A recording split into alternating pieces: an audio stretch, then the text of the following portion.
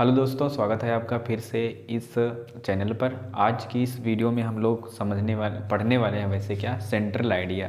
और वो भी सेंट्रल आइडिया किसका है, तो ये है हमारा इंग्लिश क्लास 12th का पहला चैप्टर पोएम का, जिसे हम कहते हैं माय मदर एट 66। इस पोएम में हम लोग समझेंगे या इस सेंट्रल आइडिया को हम समझेंगे कैसे लिखा जाता है। ओके, ये पूरा सेंट्रल आइडिया देखकर घबराइए मत कि ये बहुत बड़ा है, बहुत ही छोटा है। अगर आसानी से हम पहले पढ़ लेंगे खुद ही ये छोटा लगने लगेगा, एक बार पढ़िए तो सही।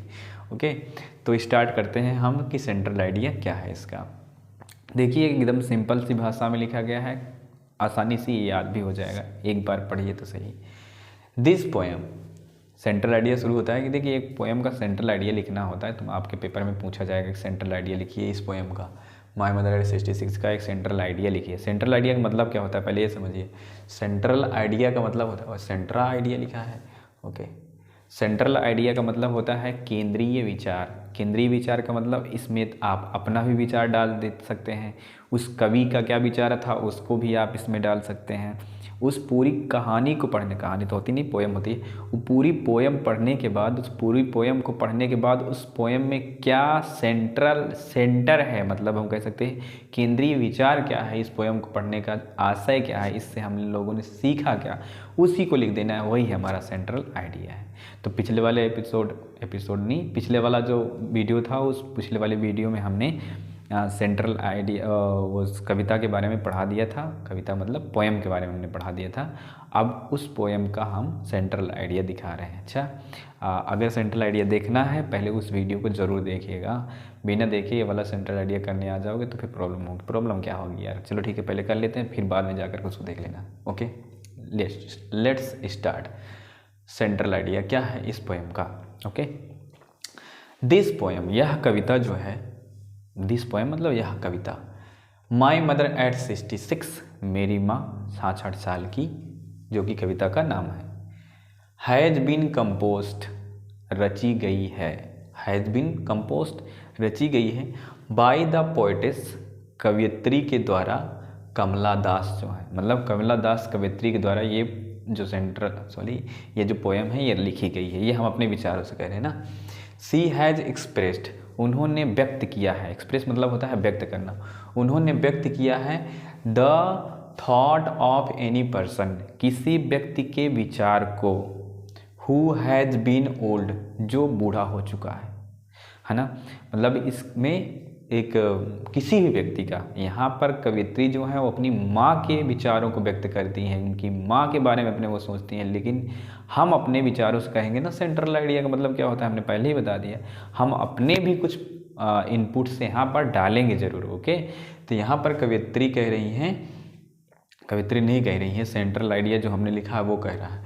सी has expressed the thought of any person, उन्होंने एक्सप्रेस किया है विचार किसी भी व्यक्ति का। ओके, किसी भी व्यक्ति का विचार व्यक्त किया है। एंड हाँ, of any person who has been old, जो वृद्ध हो चुके हैं। ओके, जो वृद्ध हो गए हैं, वृद्ध हो चुके हैं, एक ही बात है। इन दिस पोएम, इस कविता में सी हैज़ रियलाइज्ड, उन्होंने महसूस किया है, रियलाइज किया है। दिस, इसे मतलब ये ओल्डनेस को महसूस किया है। इन हर ओन मदर, अपनी स्वयं की माँ में, ओन मीन्स स्वयं होता है, अपनी स्वयं की माँ के अंदर इसे महसूस किया है ये ओल्डनेस को। सी सेज दैट, वह कहती हैं कि, वह मतलब कवयित्री, पोएटेस ऑफ दिस पोएम, वो कहती हैं, सी सेज दैट, वे कहती हैं कि she has a fear of loss होता है वैसे। She has a fear of losing her mother as her death is near, उनके पास एक फियर है। देखो, सी हैज़ ए फियर, उनके पास एक फियर है। फियर मतलब होता है भय, हैज़ मतलब पास से संबंधित। उनके पास एक भय है। आप लॉसिंग हर मदर, अपनी माँ को खोने का भय है। As her death is near, क्योंकि उनकी मृत्यु नज़दीक है। जैसा कि उनकी मृत्यु नज़दीक है, 66 है एज, तो मृत्यु नज़दीक है, तो वो सोच रही हैं ना कि उनकी अब डेथ होने वाली है, उनकी मतलब उनकी माँ की डेथ होने वाली है ना। माँ की डेथ होने वाली है तो उनको डर तो मतलब थोड़ा सा फियर तो होगा, थोड़ा सा क्या फियर होगा यार, बहुत ज़्यादा फियर होगा। हमारे लाइफ में अगर हमारे मतलब ये मार्कर ही समझ लो, इस मार्कर को हम कई दिन से यूज कर रहे हैं, अगर ये मार्कर खो जाएगा तो हमें थोड़ा सा तो दर्द होगा करेगा ना, थोड़ा सा फियर तो होगा ही ना। लेकिन वो तो माँ है उनकी, और उन्होंने तो उनको जन्म दिया है, उन्होंने उनको बनाया है, और कितने सालों तक उनका पालन पोषण किया है, और इतने दिन तक साथ रही हैं सजीव।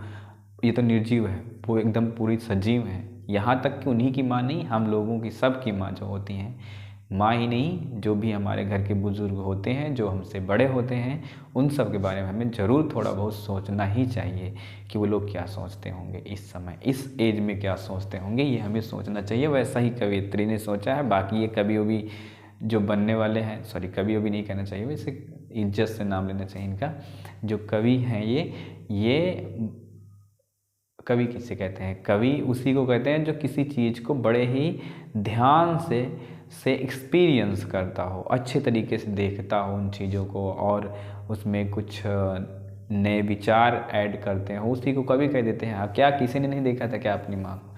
इन्हें नहीं देखा है क्या, है ना? लेकिन अच्छे तरीके से व्यक्त करने वाले जो हैं वो एक कमला दास ही हैं, इसलिए इनको कवित्री कह रहे हैं हम। ओके, आगे बढ़ते हैं। देखो, हाँ, उन्होंने कहा she says that she has a fear of losing her mother, उनको अपनी माँ को खोने का भय है।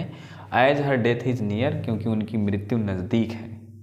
She would never meet after her death, वो कभी नहीं मिल पाएंगे उनसे उनकी डेथ के बाद, है ना? कोई भी हो, अगर जिसकी मृत्यु हो जाती है, हम उससे कभी दोबारा नहीं मिल पाते।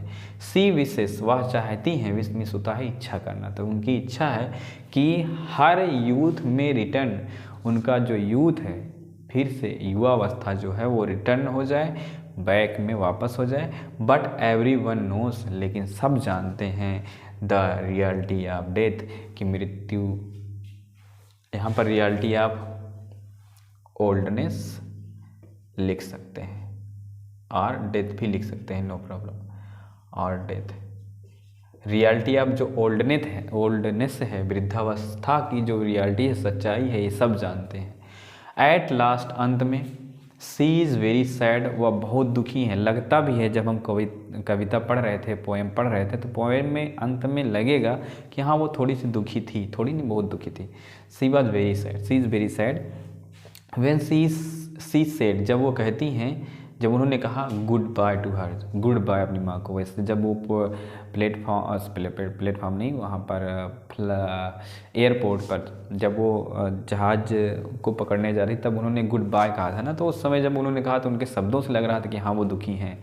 इन दिस वे, इस तरीके से, वी कैन से, हम कह सकते हैं कि, हम कह सकते हैं, दो लाइन जो है ना, ये हमारे परिप्रेक्ष्य में। In this way we can say, हम कह सकते हैं कि this poem is based on a reality, ये कविता आधारित है एक सच्चाई पर। That human does not believes, जो कि मानव विश्वास ही नहीं करता कि हम कभी बूढ़े होंगे। मतलब हम लोग जानते तो हैं कि हमारी डेथ होगी, हमारी मृत्यु होगी, लेकिन मतलब बूढ़े होंगे, हमारी मृत्यु होगी, ये हम सब जानते हैं, लेकिन हम विश्वास ही नहीं करते कि हाँ हमारे साथ ऐसा होगा। इस रियलिटी को उन्होंने यहाँ पर प्रस्तुत किया है। वी शुड, यहाँ शुड लिखा है, we should, LND, we should respect our elders, हमें अपने एल्डर्स की रिस्पेक्ट करनी चाहिए। क्योंकि, अब क्यों रिस्पेक्ट करनी चाहिए, इसके आगे आप खुद लिखिए क्यों करनी चाहिए। हम नहीं लिखना चाहते तो यहाँ पर ऐसे करके छोड़ दीजिए, तब भी एग्जामिनर को विचार आएगा ज़रूर कि हाँ इन्होंने कुछ अपने शब्दों को यहाँ पर पुट ऑन किया है। ठीक है, इस तरीके से हमारा सेंट्रल आइडिया होगा। कितना ही आसान है, बहुत ही आसान है, अगर इसकी हिंदी बना करके हम लोग ट्रांसलेट कर लें तो।